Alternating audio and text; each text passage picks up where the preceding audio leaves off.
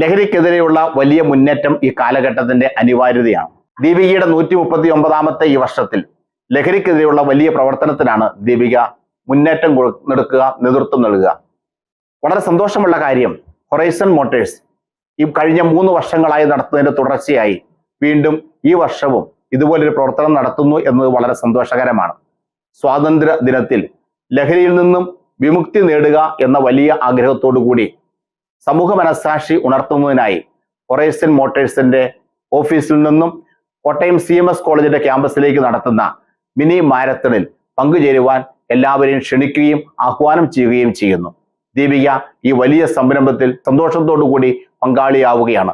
Horizon Motors മുൻപോട്ട് വച്ചിരിക്കുന്ന ആശയമായ stop drugs and save life എന്ന വലിയ ആശയം സമൂഹ മനസ്സാക്ഷിയെ സ്വാധീനിക്കുവാൻ നമുക്ക് ഒന്നായി ഈ സംരംഭത്തിൽ അണിചേരാം.